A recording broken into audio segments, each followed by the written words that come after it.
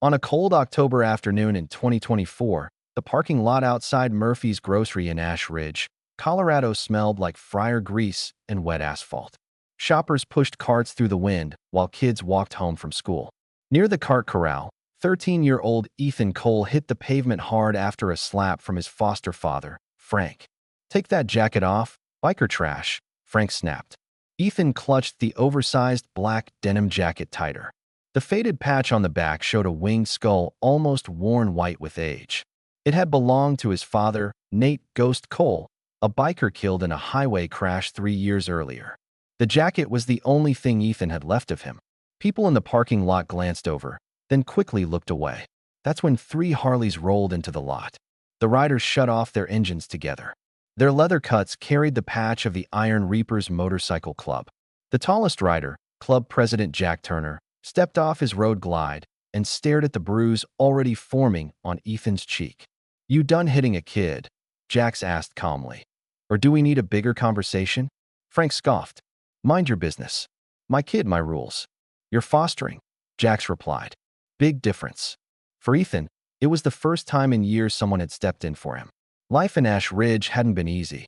Ethan and his foster parents lived in a cramped trailer off Cedar Street after bouncing between motels and temporary housing. At school, kids mocked the jacket constantly. "Biker trash. Your dad die in a ditch?"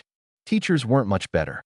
The vice principal warned Ethan the jacket looked gang-affiliated and made other students uncomfortable. But Ethan kept wearing it anyway.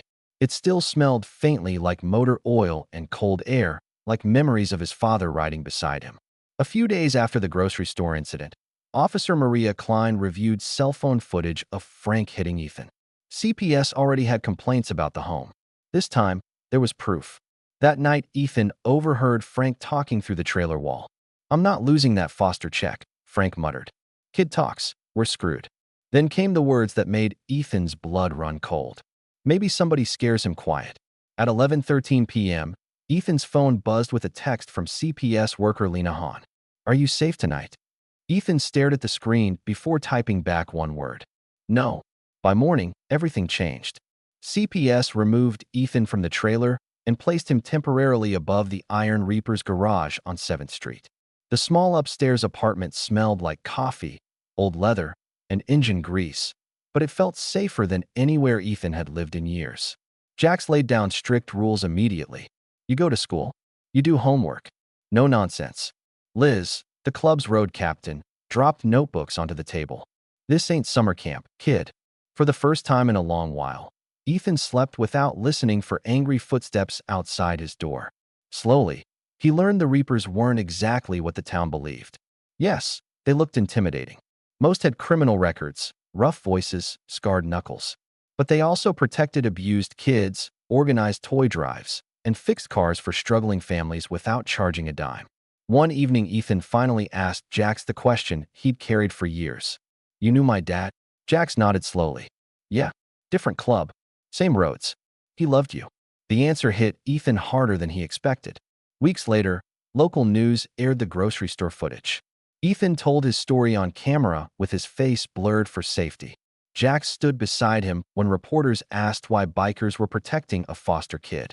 "We're not saints," Jax said, "but we got rules. You don't hit kids, and you don't punish a boy for loving his father." The story spread quickly through Ash Ridge. Some people called the Reapers criminals playing heroes. Others started seeing them differently. Then came the attack. Late one rainy night, a silver pickup truck rolled slowly past the garage. Bricks exploded through the windows upstairs, showering glass across the apartment floor. Liz was already moving before the second brick hit. We got company. Below, Harley engines roared alive. Jax and 2 other riders chased the truck into the rain, while Officer Klein rushed to the scene minutes later. Ethan stood barefoot among shattered glass, shaking. "You okay?" Liz asked quietly. He nodded, though fear still clawed at his chest. But this time he wasn't alone in it. In November, Frank finally faced court. Ethan testified about the abuse, the threats, and the fear of going home every night. The defense attorney tried blaming the bikers for influencing him. Ethan answered softly, "They didn't tell me what to say. They just told me I didn't deserve to be hit." The courtroom went silent. The judge revoked Frank's foster license permanently and ordered no contact with Ethan. Outside the courthouse, snow drifted through the cold mountain air while the reapers waited beside their bikes. None of them spoke much when Ethan walked outside. Jack simply nodded once. "You did good, kid." By Christmas, Ethan moved into Jack's and Amanda Turner's house on Birchview Lane. Amanda taught second grade and treated Ethan like family from day one. The house smelled like chili, laundry detergent, and fresh coffee instead of cigarettes and stale beer. At dinner one night, Ethan admitted quietly, "I keep thinking somebody's going to tell me to pack up." Amanda smiled gently. "Not happening." For the first time since his father died, Ethan believed her. Months later, he sat in the garage staring at the old jacket spread across the workbench. The faded skull patch still covered the back, but beside it lay a new patch Amanda had ordered for him. A mountain silhouette with stitched words underneath. "Ghost Kid, you sure about this?" Jax asked. Ethan nodded.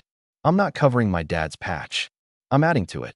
Together they stitched the new patch beneath the old one. Not erasing the past, just making room for something new beside it. By spring 2025, people in Ash Ridge no longer whispered when Ethan walked by. At the school bus stop, parents who once avoided him now nodded hello. The Iron Reapers sometimes rolled slowly past in the mornings, giving casual waves before heading toward the garage. One morning, Jax called across the street, "You good, kid?" Ethan touched the jacket on his shoulders, fingers brushing both patches. "Yeah," he answered. And for the first time in a very long time, it was true.